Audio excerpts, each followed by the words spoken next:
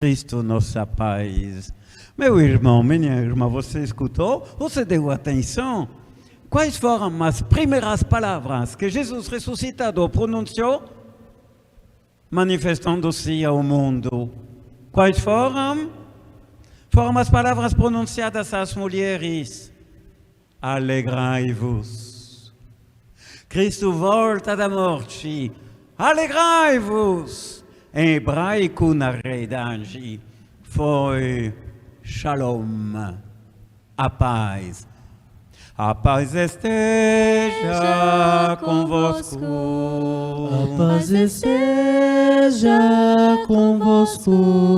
A paz esteja convosco. A paz de Cristo, Cristo, Cristo, nossa paz. É muito bonito ver isso.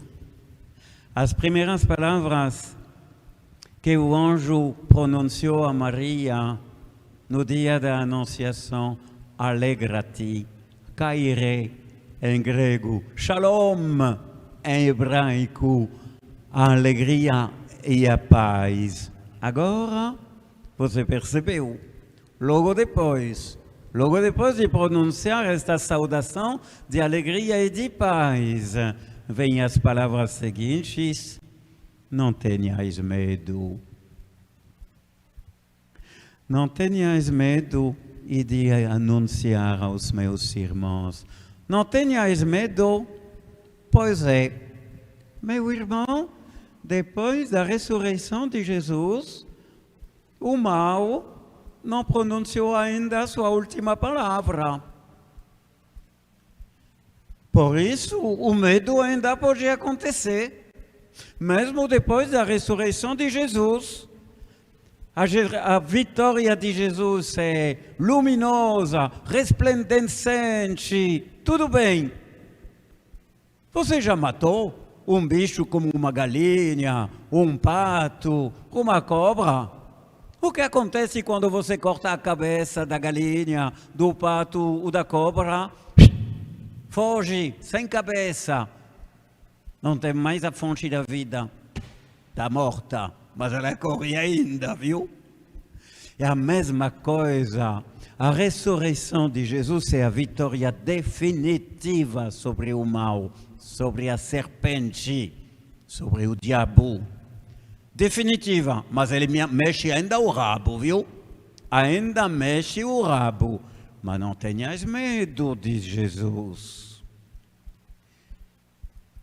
E de anunciar aos meus irmãos. Aos meus irmãos, ele fala daqueles 11 covardes, dizendo, meus irmãos, se fosse eu, não seria capaz de falar isso. É a primeira vez depois da ressurreição que Jesus fala dos seus discípulos, daqueles que se dispersaram, fugiram, e até o chefe deles renegou. Mas eles não deixaram de ser meus irmãos aos olhos de Jesus. Não tem nenhuma mágoa, ele chama eles de irmãos. E não tem nenhuma rejeição, ele diz, meus irmãos. Já pensou? Como ele fala de ti, fala de mim, apesar de todas as nossas mediocridades, a infidelidade dos 11 não diminuiu nada na amizade de Cristo a eles. Pelo contrário, e de anunciar aos meus irmãos, ele já volta a associá-los à sua obra pelo testemunho que eles terão que espalhar pelo mundo. Agora, meu irmão, vou te ajudar a descer um pouco mais nesse texto, porque tem algo que talvez tu não percebeste. Esta cena do encontro das mulheres com Jesus Cristo ressuscitado é absolutamente simultânea ao que Mateus vai colocar depois. Só que numa narração não se pode contar duas coisas simultâneas. Tem que contar uma e depois contar a outra. Então ele primeiro relatou o encontro em Jesus e as mulheres, mas no mesmo momento acontecia o quê? O que ele diz? Quando as mulheres partiram, antes do encontro com Jesus ressuscitado, alguns guardas do túmulo foram à cidade e comunicaram aos sumos sacerdotes tudo o que havia acontecido. Escuta bem, vamos ver se você começa a ter o espírito capaz de sentir a fineza de Mateus. Os sumos sacerdotes reuniram-se com os anciãos e deram uma grande soma de dinheiro aos soldados. Isso não te lembra nada, meu irmão, minha irmã? O que foi que aconteceu quando Judas, foi em busca dos sacerdotes? Foi a leitura de uma semana atrás. Judas foi para os sumos sacerdotes, eles se reuniram com os anciãos e entregaram a Judas uma soma de dinheiro para comprar o mestre de Judas. São os mesmos sacerdotes, e Caifás e o sogro Anás. São os mesmos que usaram o dinheiro com Judas e agora o usam contra a ressurreição de Jesus, pagando os soldados para quê? O que vão fazer os soldados? Escuta, dizendo aos soldados: dizei que os discípulos dele foram durante a noite e roubaram o corpo enquanto vós dormieis. Se o governador ficar sabendo disso, nós o convenceremos. Significa o quê? Eles compraram os soldados, como eles compraram Jesus. Será que o dinheiro é tão poderoso em nosso mundo? Eles compraram os soldados para que eles mentissem, dizendo: os discípulos foram durante a noite e roubaram o corpo dele enquanto nós dormíamos. Aí Santo Agostinho, aquele grande bispo Santo Agostinho do quarto século, que diz numa homilia: soldados, vem cá! Como vocês podem dizer que os discípulos roubaram? Acabaram de dizer que vocês estavam dormindo. Cadê o valor do seu testemunho? Escuta bem, meu irmão. A diferença entre Jesus, que vai enviar seus discípulos a anunciar a verdade do Evangelho, e de anunciar aos meus irmãos, e a feiura desses soldados comprados pelo dinheiro, que são capazes de afirmar: os discípulos roubaram enquanto nós dormíamos. E como vistes então? Se vos dormistes? De verdade, o dinheiro é um ótimo servo, mas é um péssimo patrão, viu? E tem gente que vive debaixo deste péssimo patrão, capaz de fazer tudo até a mentira e a matar por causa do dinheiro. Prefiro Jesus ressuscitado do que aqueles sumos sacerdotes. A paz esteja convosco. A paz esteja convosco. A paz esteja convosco. A paz de Cristo, Cristo, Cristo, nossa paz. Pois é, alegria e paz. Não tenhais medo, superaram o medo, mas o mal não pronunciou sua última palavra. Ele não desapareceu, ele não está ainda ausente do nosso mundo. Irmãos e irmãs, teve nesta tarde em Conceição um trovão danado. Em Conceição do Araguaia, hoje à tarde, pelas 2 ou 3 da tarde, o vírus está entre nós. Em Conceição do Araguaia, ontem celebramos a vitória de Jesus e hoje nos anunciam que o vírus está entre nós.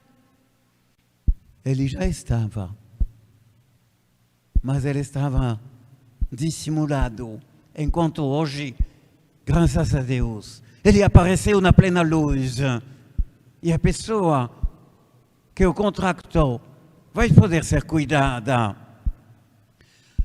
Será que a alegria e a paz anunciada ontem com tanto fervor em tantas missas transmitidas pelas redes sociais e pelas televisões foi um engano?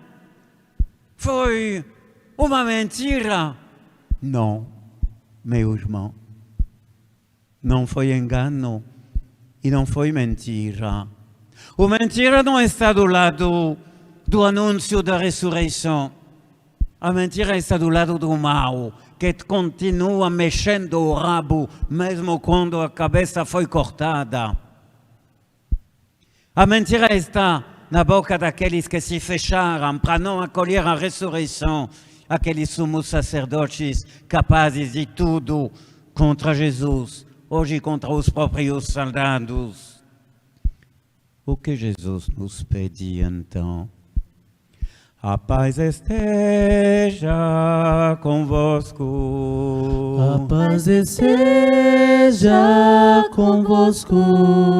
A paz esteja convosco. A paz de Cristo, Cristo, Cristo, nossa paz. Então, o que significa esta paz que Cristo nos trouxe, nos traz e há de trazer-nos até o fim? O que Jesus nos pede é não ter medo. Isso significa não deixar ser dominados pelo medo.